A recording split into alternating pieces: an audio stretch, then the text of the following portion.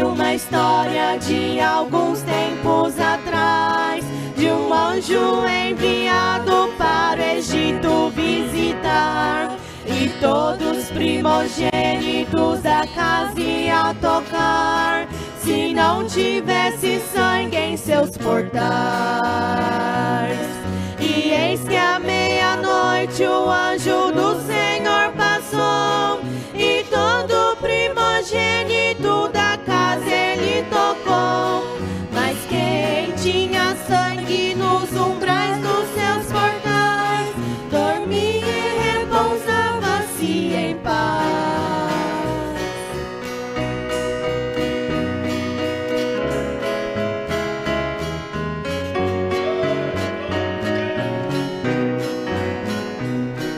O anjo do Egito aos primogênitos feriu, porque não tinha sangue em seus umbrais. O anjo viu a esparja hoje em seus portais, o sangue carmesim, como no Egito proferiu. Como é glorioso ter as marcas lá da cruz e ser purificado pelo sangue de Jesus. Os males deste mundo nunca podem me atingir, se o sangue precioso corre em mim.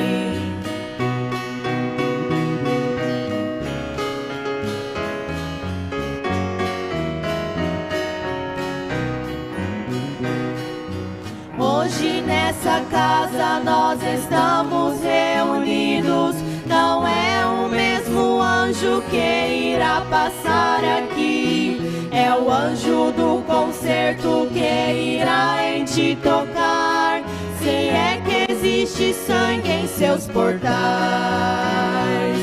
Levante a sua voz em clamor e oração, que o anjo já chegou com a vitória em suas mãos. Ele faz notório tuas presenças de Deus, milagres hoje vão acontecer.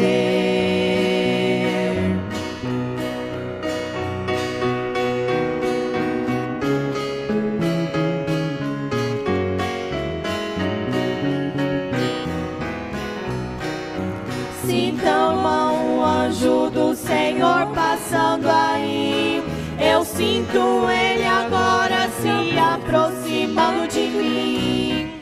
Entra pela porta e atravessa as laterais, por fé já nós podemos contemplar.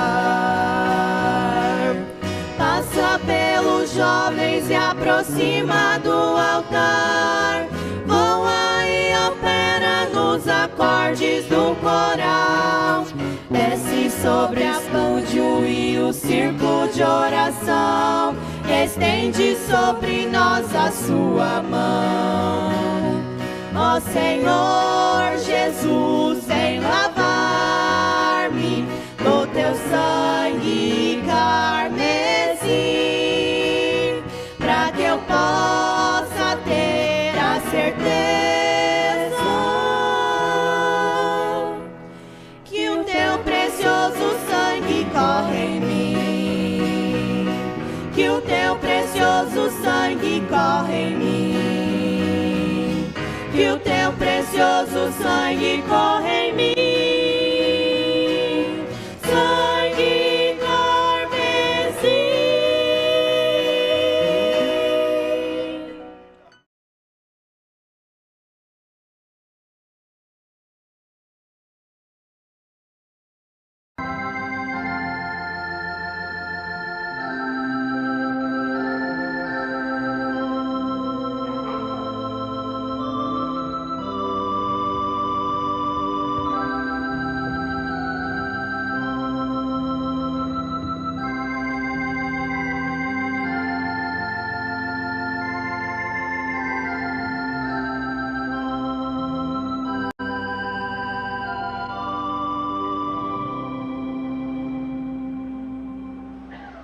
Boa noite com Jesus.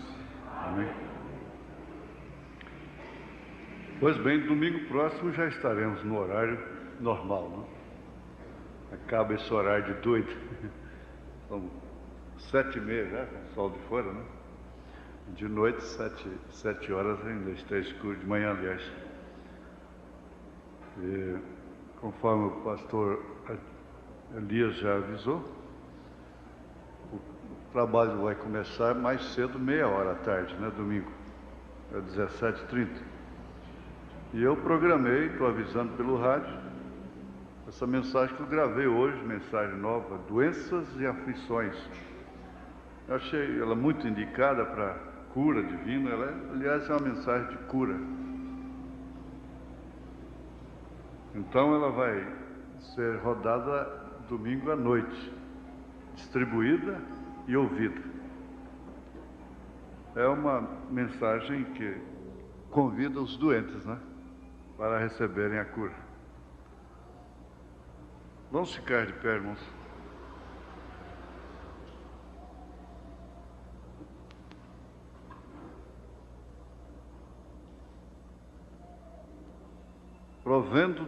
Versículo 40 somente isso aí. Provendo Deus alguma coisa melhor a nosso respeito, para que eles sem nós não fossem aperfeiçoados. Provendo Deus alguma coisa melhor a nosso respeito, para que eles sem nós não fossem aperfeiçoados. Senhor Deus, nós oramos a Ti nesta hora. Em nome de Jesus Cristo, que o Senhor venha, em primeiro lugar, nos perdoar os pecados. Eles são muitos, são milhares, muitos dos quais nós não temos nem conhecimento, não está na consciência, porque o Senhor é muito perfeito, e tudo que é incompatível com a perfeição do Senhor é pecado, é inconveniente. Graças a Deus que temos Jesus Cristo na representação por nós, porque é o Senhor próprio nesse ofício da intercessão, da representação, de advogado, e assim nossas almas serem vistas pelo Senhor limpas, mais alvas do que a neve. Nós queremos nos conscientizar cada dia mais disso e assim sermos melhores cristãos, mais confiados em Ti. Nós te pedimos que isso aconteça na vida de cada um de nós, particularmente. Te suplicamos pelo Teu amor e pela Tua misericórdia, em nome de Jesus Cristo. Amém. Amém. Assentar-vos. Agora, os hinos foram ensaiados com a irmã Andréia ou com a irmã? Eu não sei como ficou aí. Vai ter o hino? Hã?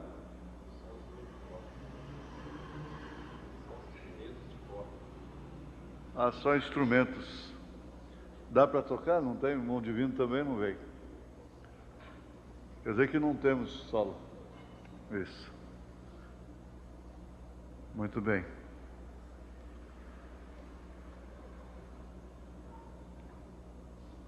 Nós vamos continuar aquele assunto muito importante da voz, incluindo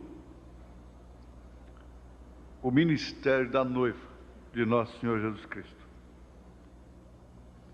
Agora, eu gostaria que todos nós tivéssemos a nossa atenção despertada para isso. Mesmo se falarmos pouquinho, mas que seja bem objetivo e bem aproveitado por cada um. Primeiro, preste bem atenção. O ministério da noiva, eu quero adiantar esse assunto, depois nós voltamos a falar sobre o ministério da noiva é somente em relação àquilo que lhe compete. Agora, isso é uma coisa que precisa ser, de fato, conscientizado, e cada um tenha consciência disto, para não se meter naquilo que não lhe compete. Por quê? Fazendo assim, a pessoa está sujeita a morrer. Como Uzá morreu ao tocar na arca, quando a arca ia caindo. Às vezes até tentar salvar alguém significa morte. A pessoa não tem aptidão para aquilo, não tem comissão para aquilo, não tem nenhuma, às vezes, condição nem direção para aquilo. Se lança na água porque o outro está afogando, vai morrer também. Não tenha dúvida que morre também. Pode ser seu filho, sua filha, pode ser sobrinha, pode ser neta, pode ser quem for. Morre todo mundo. Eu me lembro de um acidente aqui no Rio Claro, que foi uma tragédia tremenda. A criança caiu na água e é questão de apavoramento apenas da mãe. Só isso, mais nada. Salta em cima para salvar. Resultado, foram 6 pessoas, inclusive avô e tudo embora. Se não fizesse isso, tinha grande possibilidade da própria criança que caiu ser salva pelas outras pessoas que tinham condição e não morrer ninguém. Por fim, morreram 6. Não sei se vocês se lembram disso. Uma tragédia tremenda. Tudo por precipitação, loucura. Naquela hora a pessoa perde a cabeça e fala o que não devia falar e faz o que não devia fazer e depois morrem 6 pessoas.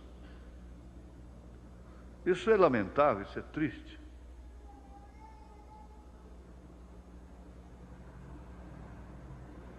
Agora, eu creio que já tivemos um assunto, quer dizer, um tópico aqui tremendo nessa noite, não é verdade? De se notar. Ele é tremendo. E temos exemplos na Bíblia. Temos exemplos. É o caso daquele homem bomba, chamado assim, o homem bomba.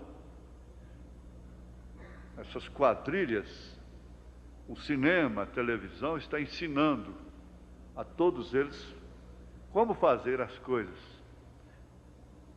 E eles, mesmo vendo que o fim do bandido é na cadeia ou morto, eles dizem, bom, ele falhou, foi ali, eu não vou falhar, vou corrigir onde ele falhou, não vai dar nada comigo.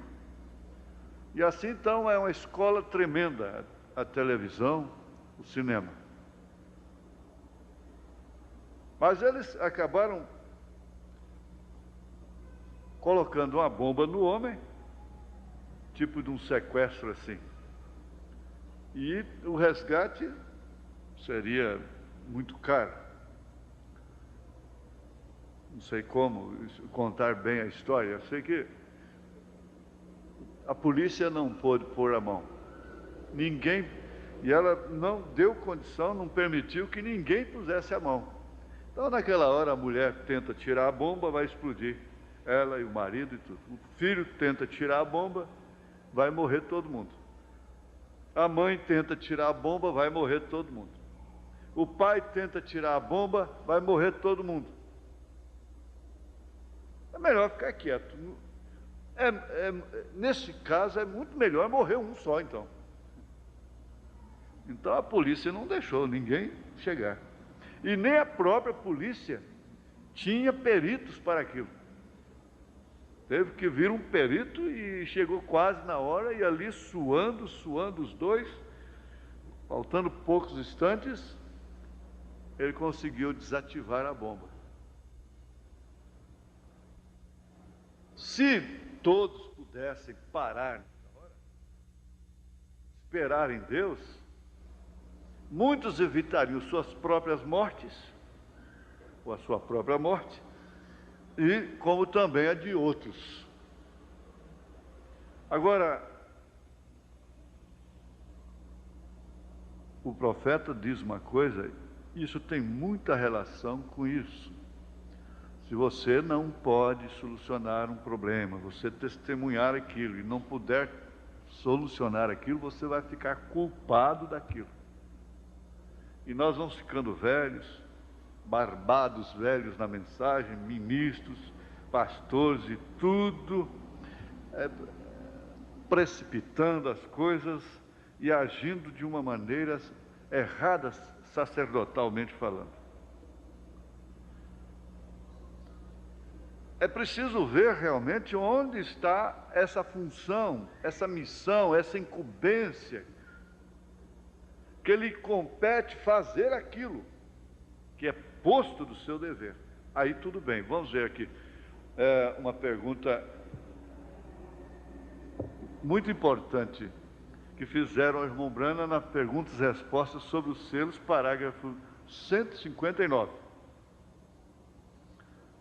Terá a noiva de Cristo um ministério antes do rapto? Nós vamos associar uma coisa com a outra. Seguro, isso é o que está sucedendo agora mesmo, certo? É a mensagem da hora. A noiva de Cristo está composta de apóstolos, profetas, mestres, evangelistas e pastores, correto? Essa é a noiva de Cristo. E ela tem um ministério, um grande ministério, o ministério da hora. Será tão humilde? Vamos ver isso que ele citou, está na carta aos Efésios, capítulo 4. Os Efésios, capítulo 4.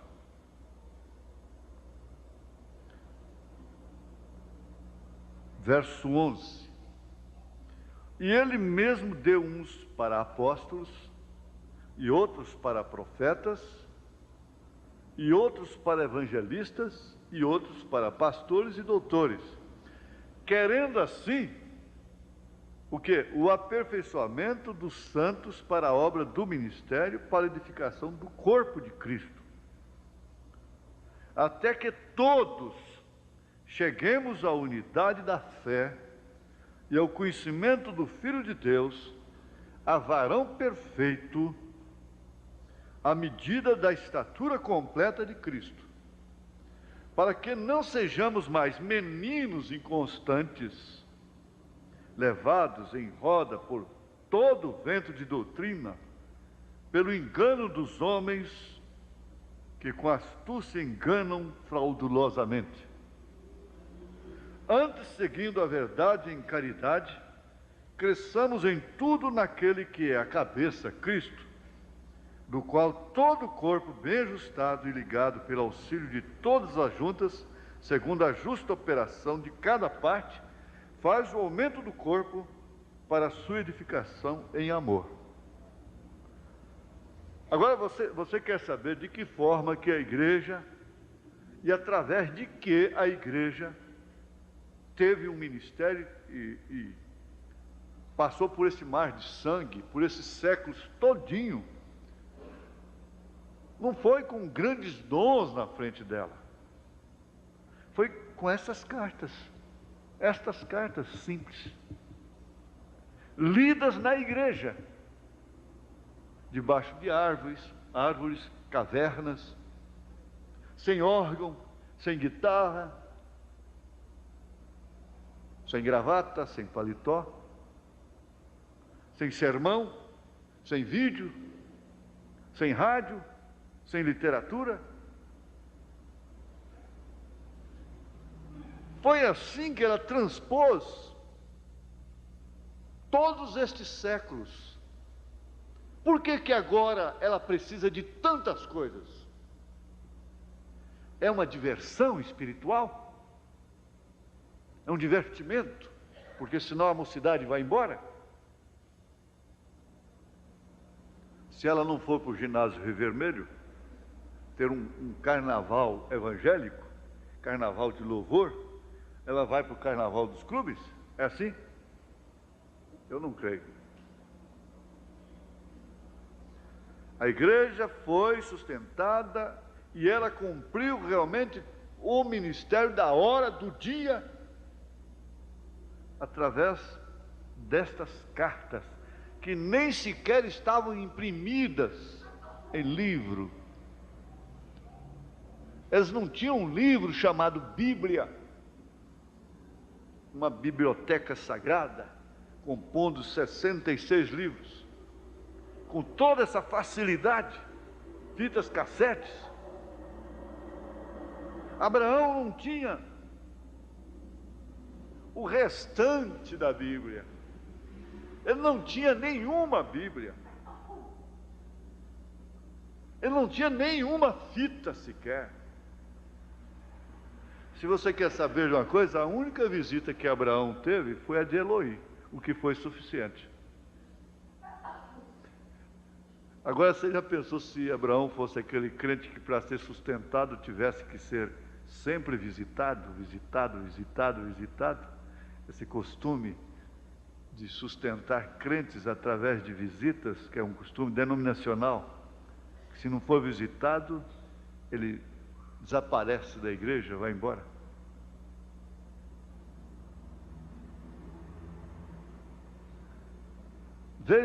Veja como que é voltar. Agora, isso nos desafia. O profeta disse: pois bem, eu podia ir embora para casa a pé, mas Deus me deu um automóvel. Eu posso até ter um avião. Deus pode me dar um avião, né? E se eu posso ir para São Paulo de avião, de ônibus, por que eu vou de carroça? Por que eu vou de bicicleta? Eu vou arranjar um camelo, montar nele? Não. Então, tudo tem o seu lugar.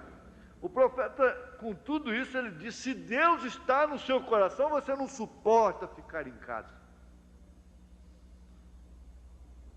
Você virá para a igreja. Não tenha dúvida. Agora, foi o segundo tópico. Ela cumpriu todo o seu ministério nas eras passadas, sem se escandalizar com quem quer que seja, com quem quer que fosse, porque isso veio lá do deserto, veio lá do princípio, Hebreus 11, galeria dos heróis da fé. Os que morreram foram os que escandalizaram, começando escandalizando-se em Moisés. Não foi nos falsos, não, nos hipócritas. Escandalizando com Moisés. Foi a primeira pedra que apareceu no deserto para eles. Foi o próprio Moisés. E começou exatamente com casamento e divórcio. Exatamente. Mas o certo é que aqueles que não foram predestinados para tropeçarem, não tropeçaram. Eles chegaram e entraram na terra. Isso quer dizer, eles passaram por tudo aquilo. Por quê? Eles faziam parte daquele ministério. Eles estavam naquele ministério. Eles nasceram nele. Eles não eram espectadores, beneficiários apenas dele. Eles sofriam todas as consequências que sobrevinham àquele ministério. Não somente seus benefícios, porque isso é muito bom. Como o profeta disse, enquanto eles estavam comendo, multiplicando pães, curando enfermos, vendo maravilhas assim, Jesus não dava conta da multidão. Mas parece que ele disse: bom, agora chegou a hora, eu quero ver quem que tem ministério comigo mesmo. Eu vou dar uma coisa aqui e eu não vou explicar aquilo nunca. Quem não comer da minha carne, não beber do meu sangue, não tem parte comigo.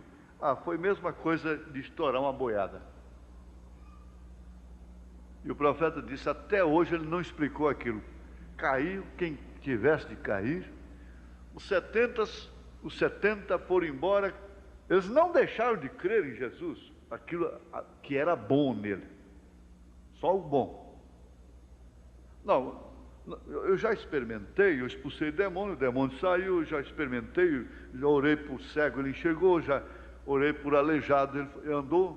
Então, eu vou continuar usando o nome dele aqui, só não vou mais congregar com ele, porque eu não posso aceitar aquela loucura. Assim diz o profeta, né? Isso porque eles não tinham ministério com ele. Ficaram 12 apenas, e Jesus disse: vocês também não querem ir? E mesmo entre os 12 tinha um, que era um diabo ainda, porque não vão todos de uma vez. Aí foi quando Pedro disse: para quem iremos nós? Agora, Pedro tinha ministério no corpo de Jesus Cristo. Ele fazia parte, ele nasceu no ministério de Cristo. E os demais, menos Judas, que tinha também o seu ministério e o cumpriu fielmente até o fim. Mas essa pergunta realmente ela despertou naturalmente, ela desperta, sem dúvida alguma, uma atenção especial na igreja, porque é uma pergunta que envolve a igreja, o corpo todo, numa posição sobressalente. Tem ou não tem? Tem sim. Através de quem? Pastores, profetas, mestres, evangelistas. E ele chegou a dizer: a você, irmã, você tem um ministério no corpo de Cristo. Não que você seja uma mulher pregadora. Aí você já entendeu que você faz parte, você nasceu nesse ministério da noiva.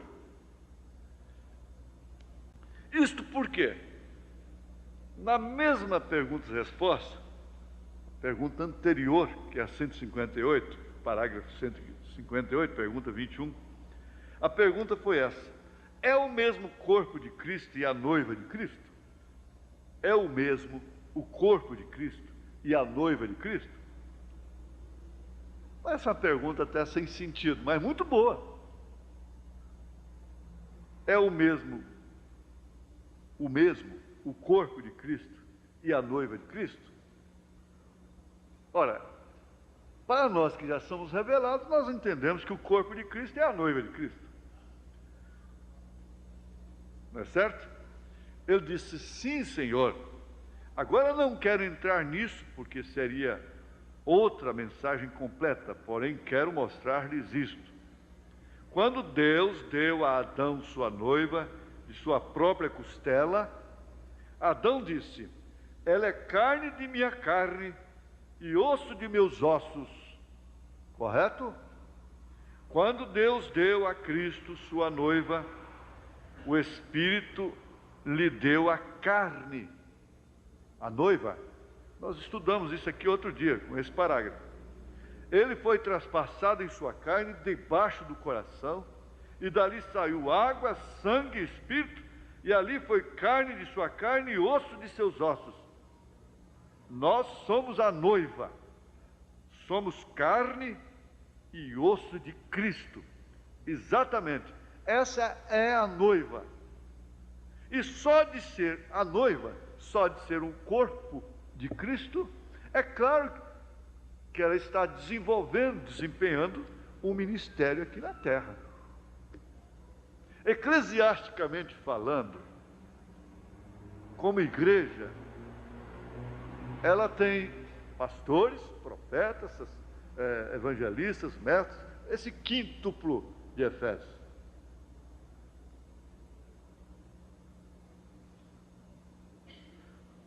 Aqui na carta aos Romanos, é os Romanos mesmo,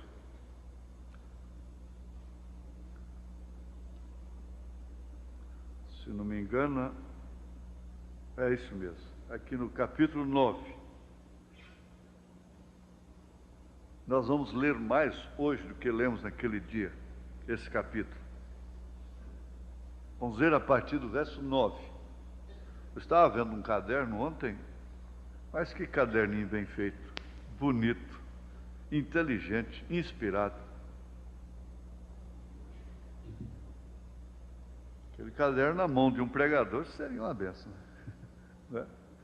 Anota tudo, porque a palavra da promessa é esta: por esse tempo virei e Sara terá um filho. E não somente esta, mas também Rebeca, quando concebeu de Isaque, nosso pai. Você vê aí que Rebeca tendo um ministério, Sara tendo um grande ministério. É bonito? É certo? É verdade? Esclarece? Sara tendo um grande ministério, Rebeca tendo um grande ministério, Ana tendo um grande ministério. Maria não foi a sacerdotisa, não é salvadora, não é medianeira, não é coisa nenhuma, mas que grande ministério. Porque não tendo eles ainda nascido, nem tendo feito bem ou mal, para que o propósito de Deus, segundo a eleição, ficasse firme, não por causa das obras, mas por aquele que chama, foi-lhe dito a ela: o maior servirá ao menor. Começou aí o contraste. Como está escrito: amei Jacó e aborreci Esaú. Por quê? O pobre do Esaú não tinha feito mal nenhum. Porque já foi aborrecido antes de nascer? Que diremos, pois? Que há injustiça da parte de Deus? De maneira nenhuma. Pois diz a Moisés: compadecer-me-ei de quem me compadecer, e terei misericórdia de quem eu tiver misericórdia. Assim, pois, isto não depende do que quer, nem do que corre, mas de Deus, que se compadece. Depende exclusivamente dele. Porque diz a Escritura a Faraó: para isto mesmo te levantei, para em ti mostrar o meu poder, e para que o meu nome seja anunciado em toda a terra. Logo, pois, compadece-se de quem quer e endurece a quem quer. Seu coração está duro? Se Deus endureceu ele, ninguém vai amolecer. Às vezes, nós expomos o nosso coração a uma dureza, e não tem mais quem amoleça aquilo. Você pode ouvir o que quiser ouvir, pode chorar, como Esaú buscou arrependimento, com lágrimas e não conseguiu. E por isso, o Espírito escreve aos Hebreus: se hoje ouvirdes a sua voz, não endureçais os vossos corações, como fizeram lá no deserto, fizeram lá com Moisés. O que fizeram com Moisés, não façam vocês.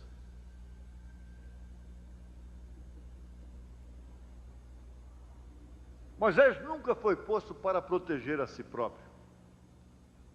Ele foi posto para proteger o povo. Sempre parou na brecha pelo povo.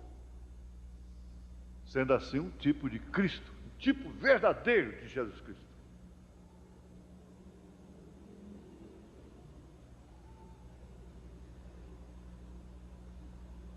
Pois compadece de quem quer e endurece a quem quer. É uma grande vitória, é um grande privilégio você se encontrar na mensagem. Mas às vezes você corre mais risco do que quem se encontra lá no mundo. Quem se encontra lá na sarjeta, caído, bêbado.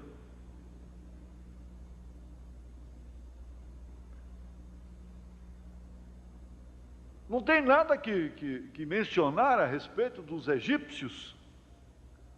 Tem que se mencionar a respeito dos que morreram no deserto, que pertenciam a Israel.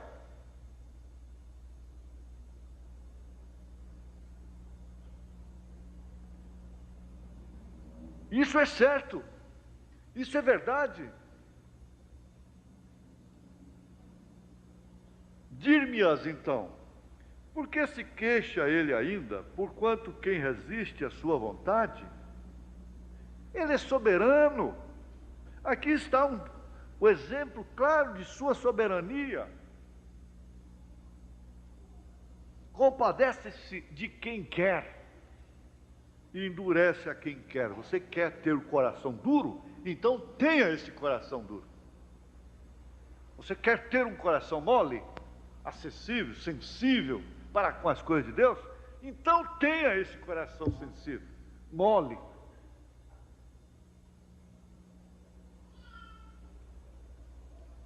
Mas, ó homem, quem és tu que a Deus replicas, censuras a Deus? O profeta falando de um ministro que para os outros Deus tinha errado em botá-lo no ministério, que estava de uma forma errada. O profeta diz: é preciso uma pessoa mais delinquente do que eu para dizer que Deus errou em colocar aquele homem no ministério.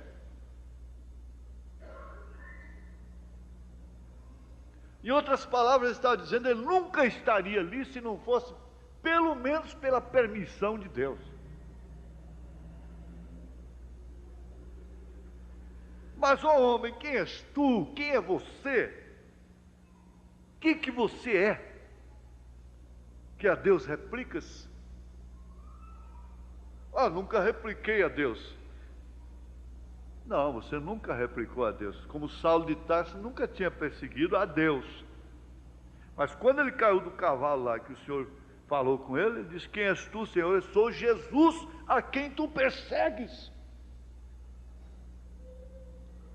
Porventura a coisa formada dirá o que a formou: por que me fizeste assim? Aqui então nós vamos ver o ministério do corpo, do barro. Ou não tem o oleiro poder sobre o barro, para da mesma massa fazer um vaso para a honra e outro para a desonra? Eu estou lendo cartas que sustentaram a igreja durante os séculos. Não esqueça disso, não. Não se esqueça disso. Se essa Bíblia não te salva, se essa Bíblia não te sustenta, se essa Bíblia deixa você rodar no escândalo, você tem que saber que ela não deixou mocinhas de 10 anos, 12 anos, 15 anos, 16 anos, 18 anos, 19, 20 anos, morrendo nas arenas. Através dessas cartinhas só. Rapazes, bonitos, novos, mulheres, famílias, enfrentaram leões, ao Hebreus 11. Só através disso, em ordem regressiva até chegar a Abraão, simplesmente com a visita de Eloí. Uma visita.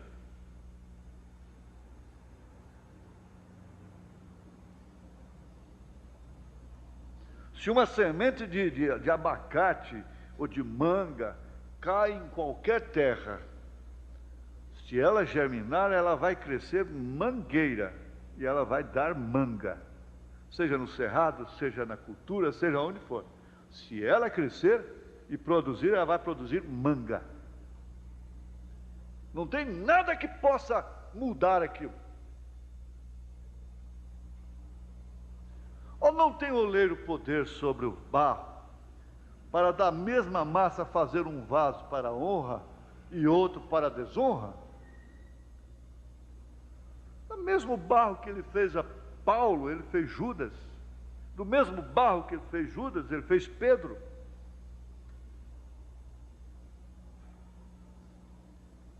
A que direis, e que direis se Deus, querendo mostrar a sua ira e dar a conhecer o seu poder, suportou com muita paciência os vasos da ira, preparados para a perdição, chamando até Nabucodonosor de meu servo.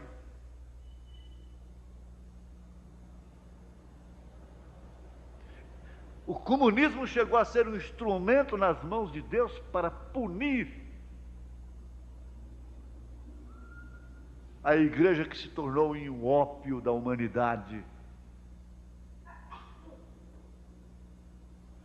Para que também desse a conhecer as riquezas da sua glória nos vasos de misericórdia.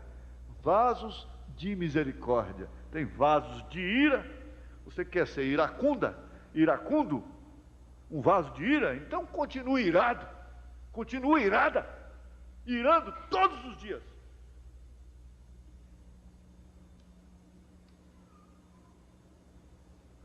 A todos os momentos. Contudo, mas eu estou nervoso, estou cansado. Ira. Se tornem vasos da ira, mas da sua glória nos vasos de misericórdia, que para a glória já dantes preparou. Isto quer dizer, desde antes da fundação do mundo, foram predestinados, ordenados. Esse bolo de barro aqui vai ser um Judas, esse bolo de barro aqui vai ser um Pedro.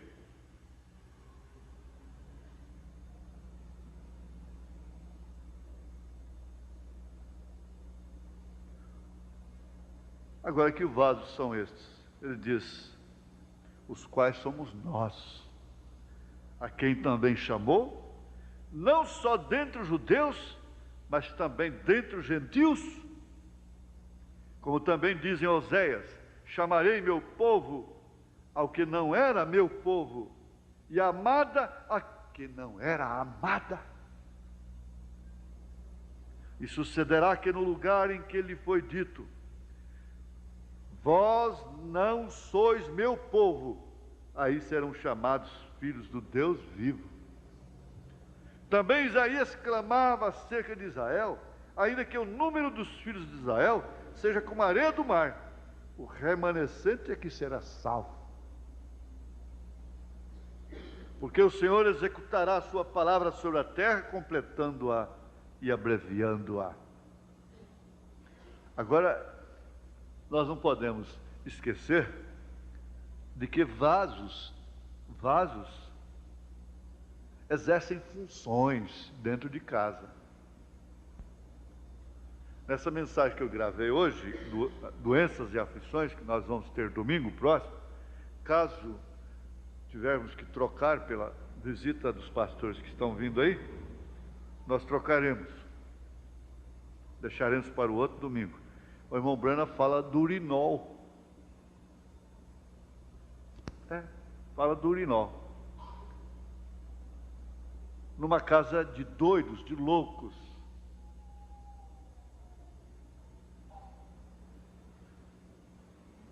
Mas tudo são vasos, são instrumentos que viabilizam a vida doméstica, a vida humana. Você não vai colocar um urinol em cima da mesa de jantar? É claro. Mas tem um lugar certo para ele. Ele tem sua utilidade. Não são assim também os membros do corpo? Paulo ilustra isso lá em 1 Coríntios. Cada um na sua função certa, e aqueles que são de menos honra, nós damos mais honra. Por quê? Exerce um ministério que aperfeiçoa o corpo. Há membros dos quais nós nos envergonhamos em expô-los. Mas nós não queremos ficar sem eles. Não podemos viver sem eles. Sem eles nós não seríamos perfeitos. Será que não dá para entender isto? que sem determinadas pessoas na igreja, a igreja nunca seria perfeita?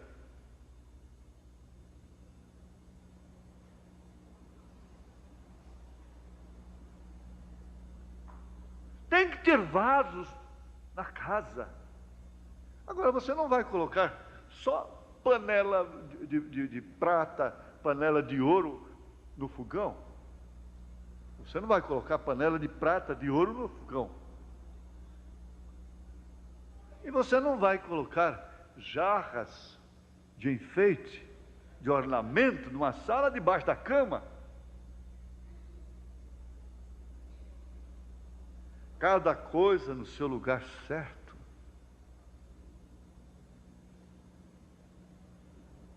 O profeta fala das teclas que você bate ali, então cada uma dá a sua nota certa.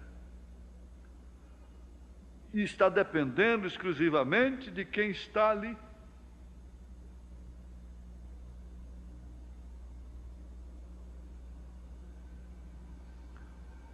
O corpo tem uma função, um ministério, em conjunto com os seus membros. Você vai ver como ele fala, olha, você não pode sentir a cor. Você não pode ouvir a cor.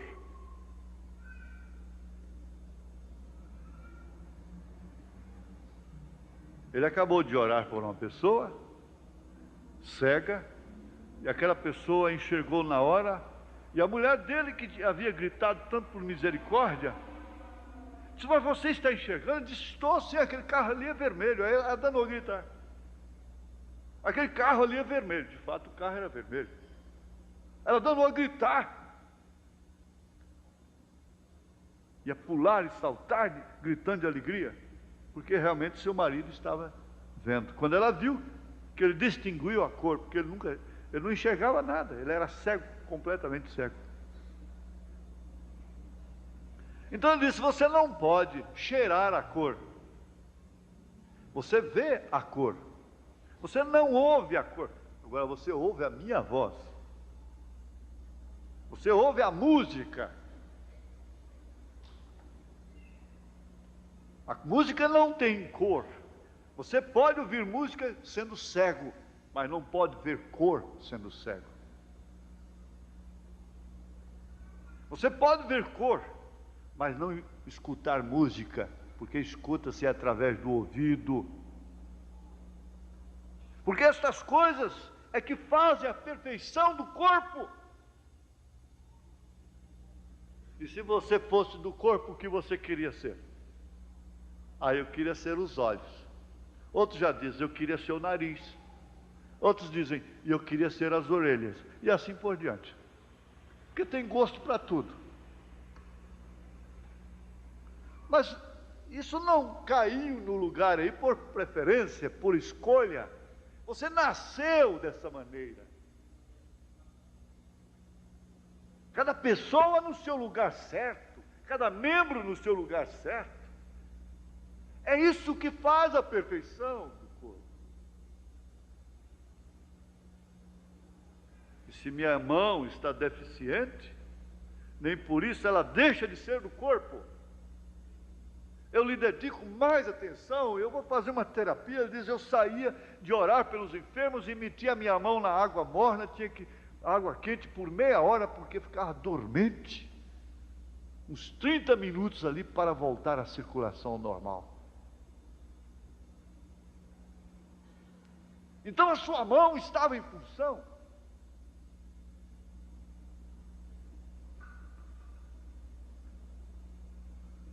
Eu gosto de ver as coisas por esse prisma. A mensagem que tivemos quarta-feira, aqui pelo pastor Wagner, inclusive depois continuou no programa do rádio. Não sei se o senhor prestou atenção. São fitas antigas. São fitas antigas. Isso aqui é todo dia esse rádio vindicando essas coisas. Mas de fato, como você pode ver o quadro?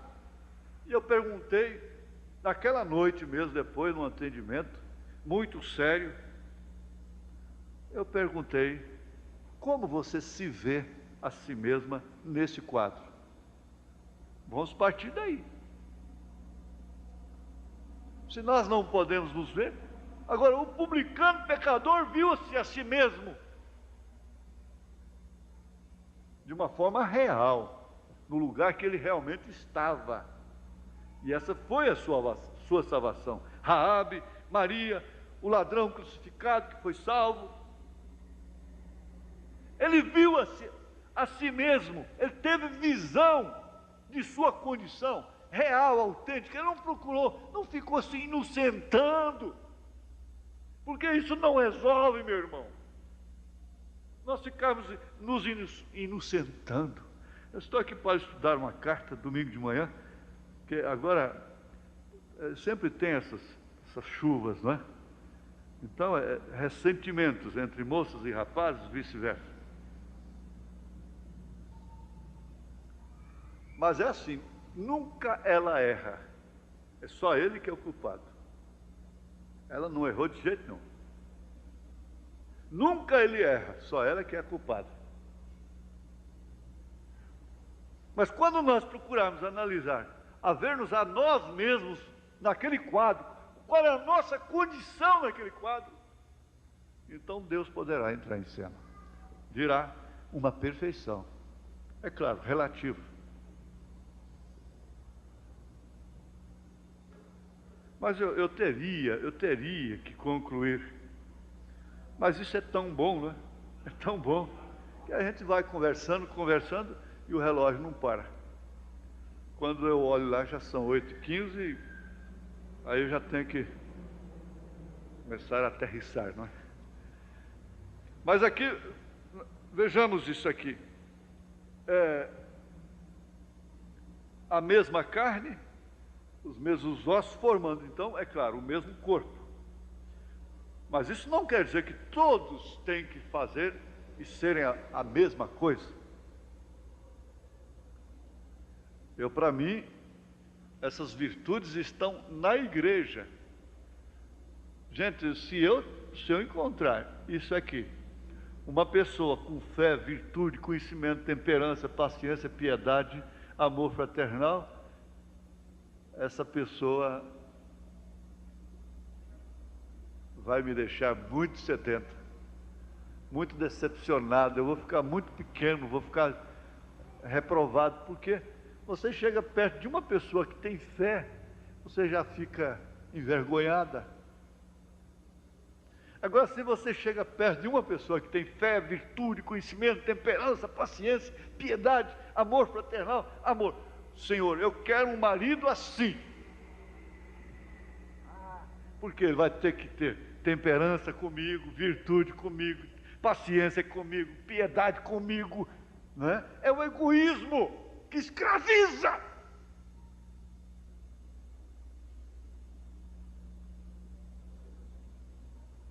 Nós estamos pensando só nos nossos direitos, nos nossos sentidos.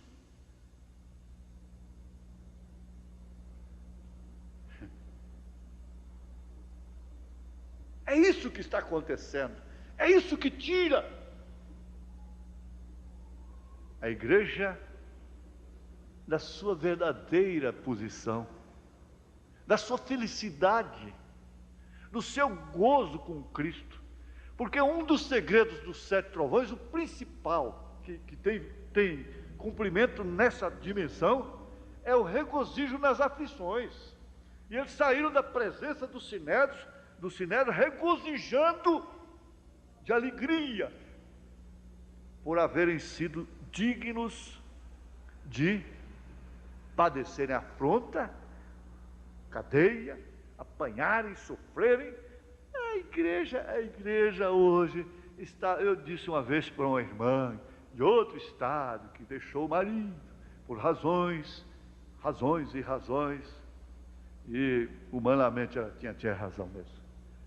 Eu disse: a senhora está como um santo no andor, a senhora tem que ser carregada. Mas cuidado que uma hora a senhora vai cair desse andor.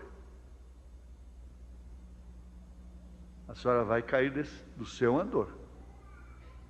A senhora trata de consertar a sua situação, volta para sua casa, porque eu tenho Bíblia e tenho mensagem para declarar o seu marido livre e casá-lo com outra. E ela entendeu e ela voltou depressa. Mas estava assim como uma imagem carregada no andor. Vira aquele dodói. Aquele dodói. Não, a igreja está cheia de direitos humanos, direitos sociais. Você vê que desgraça que fizeram com as pobres das mulheres. Dá pena.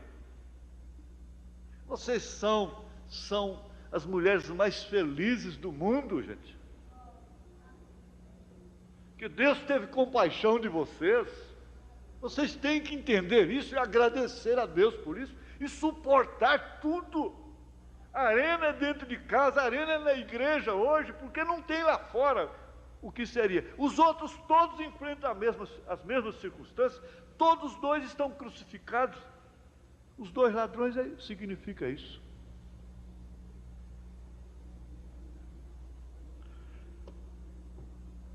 É bom demais, é bom, é 1000 vezes melhor do que outras coisas, não é? Ver estas coisas. Mas é assim. A mesma carne. Aqui na mensagem, na perguntas e respostas, número 2, que era aquela sem número, né? Mas na verdade ela é número 2. Parágrafo 120,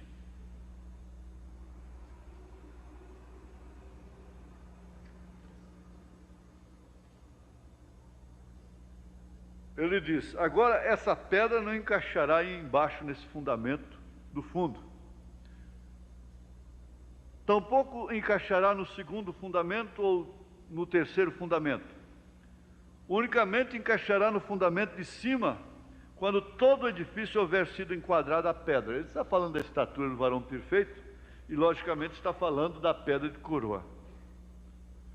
E Jesus não pode vir até que a igreja,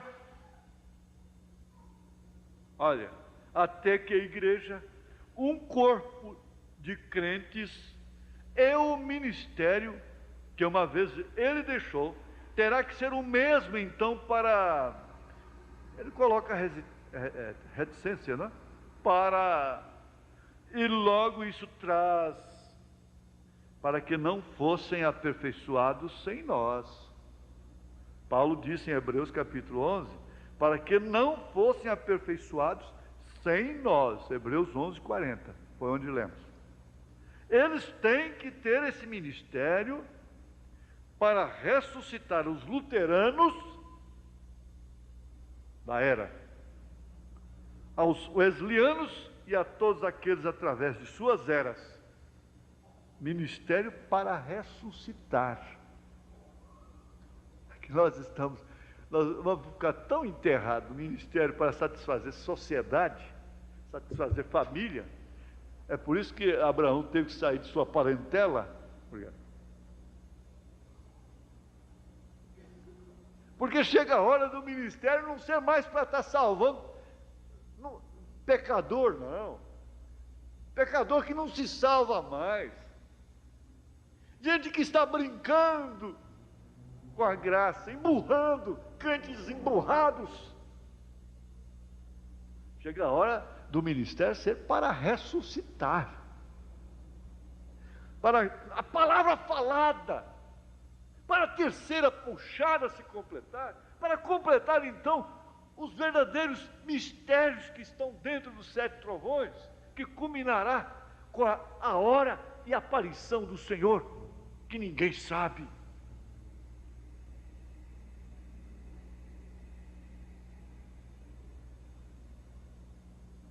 Não é profundo isso aqui? Este ministério para ressuscitar aos luteranos, aos wesleyanos das eras passadas, e a todos aqueles através de suas eras, quando isto vier, quando essa parte, onde se congregarem as águias. Onde estiver o corpo morto, se juntarão as águias. Era a pergunta.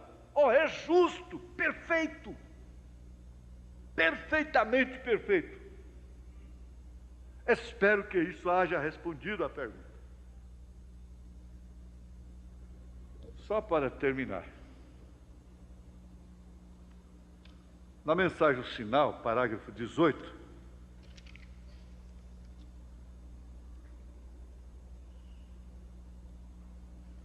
ele diz: que hora tão maravilhosa que estamos vivendo agora. O sangue identificava o crente porque a vida havia saído e não podia voltar sobre o indivíduo, e por isso havia a necessidade da química. Tinha que ter uma espécie de pintura de sangue, uma química para mostrar que a vida havia saído. Porém agora o Espírito mesmo é o sinal.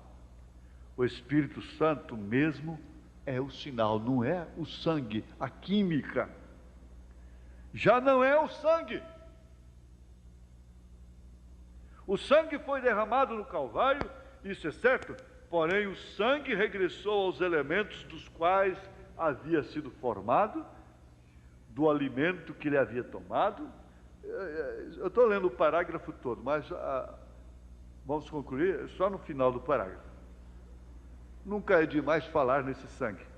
Porém, vejam bem, dentro da célula de sangue havia uma vida que dava ânimo à célula.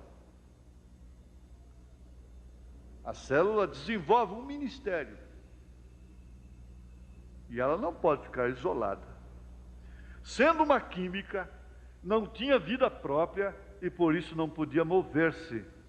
Porém, quando a vida entrou na química do sangue, então se formou a célula, se formou sua própria célula, e logo células após células, e logo foi um homem, e aquele homem era Deus, Emanuel, na carne.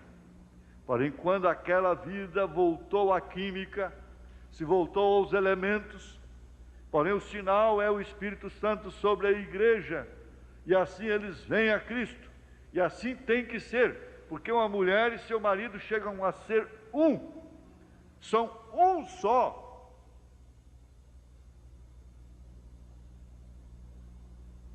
E assim também sucede com a noiva e Cristo, porque chegam a ser um só. O ministério da noiva e o ministério de Cristo são o mesmo. Eu não vou ler o restante, deixemos as outras referências, mas voltemos ao cabeçalho da mensagem. O ministério é somente em relação àquilo que lhe compete. Portanto, vê se lhe compete estar metida naquele assunto. Na vida da irmã, na vida do irmão, vê se é função sua. Porque, ao metermos em lugar que não nos compete, logicamente nós vamos fazer falta no lugar que nos compete. É exatamente para cumprimento da abominação e assolação estar no lugar indevido. Isto quer dizer, no lugar em que não deve estar. É aquela mesquita que nós já vimos, e Deus dando oportunidade, vamos ter aquilo de uma maneira mais precisa. No lugar em que não deve estar, representando ali a mulher fora do seu lugar, a mulher fora do seu lugar. Vocês vão ver nessa mensagem doenças e aflições, como coisa mínima de não fechar os olhos apenas num culto, de não fechar, não inclinar a cabeça. Ele disse: os espíritos saem daqueles epiléticos e outras doenças e entram em você, que fica irreverente naquela hora. mínimas coisas para nós. O que tem isso? Eu estou reverente, eu estou... Mas ele pediu para inclinar as cabeças.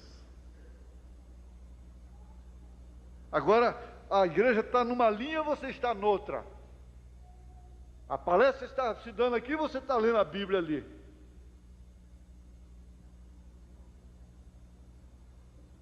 Na hora da comunhão, você não tem que estar lendo a Bíblia, quando estamos tomando a comunhão. Você tem que estar em linha do que está acontecendo. Você não pode estar fazendo outra coisa diferente. Você tem que estar em comunhão com aquilo que está acontecendo na hora, que o Espírito está trabalhando ali, em comunhão com o sacrifício. Agora, e quando se xinga os outros dentro de um culto, e fazem cenas e gestos de competição, onde vai parar isso? Onde pode parar isso?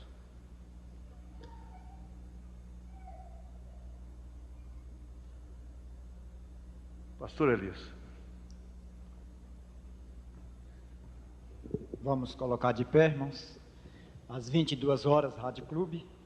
Domingo, as 2 reuniões poderosas, se Deus quiser, estaremos aqui. Senhor Deus, Tua palavra é o maior remédio que existe no mundo, Senhor. É o alimento mais forte que existe na terra. Nem só de pão vive o homem, mas de toda palavra que sai da boca de Deus. Temos recebido esta palavra, Senhor, e ao tocar nesta palavra, o impossível acontece. Senhor, por isso nós pedimos humildemente, com fé, pois temos recebido ela com gozo e regozijo nos nossos corações. Por isso, cremos no resultado dela na nossa vida. Que o Senhor possa abençoar, Senhor, cada um, trazendo, ó Deus, o resultado da Tua palavra. Confirme a Tua palavra com prodígios e maravilhas, Senhor, que sempre segue ela, Senhor, curando os enfermos, trazendo a bênção para cada um, que recorre ao Senhor, nesta hora como ajudador. No nome de Jesus Cristo nós pedimos e Te agradecemos, porque cremos na Tua misericórdia, no nome de Jesus Cristo. Amém, Senhor, amém. Cumprimente um outro, volte para casa com gozo na alma, por termos ouvido a palavra de Deus. Deus abençoe os irmãos, no nome de Jesus Cristo.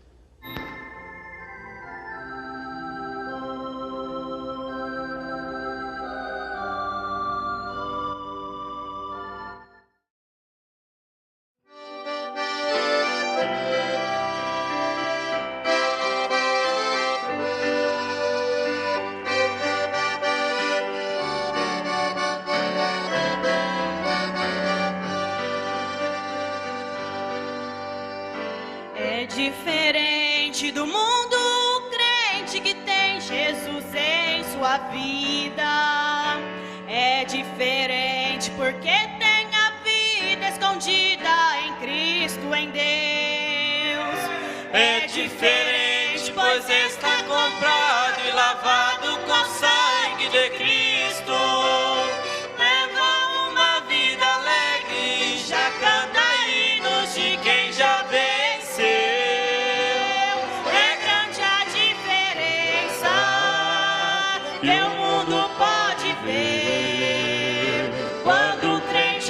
Sincero e tem sua vida cheia de poder.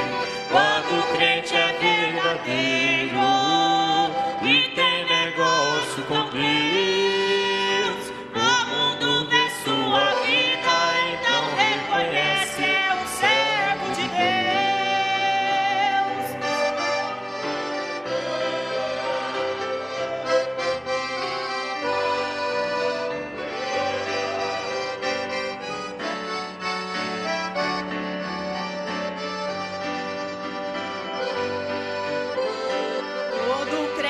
Verdadeiro carrega consigo o bom cheiro de Cristo. É uma tocha queimando, ardendo em chamas por onde passar. E não se faz necessário dizer que é crente, o mundo conhece o modo de agir, o jeito de vestir e também no falar. É grande a diferença que o mundo pode ver quando o crente é sincero e tem sua vida cheia de poder. Quando o crente é verdadeiro e tem negócio com Deus, o mundo vê sua vida, então reconhece, é um servo de Deus. É grande a diferença que o mundo pode ver quando o crente é sincero e tem sua vida cheia de poder.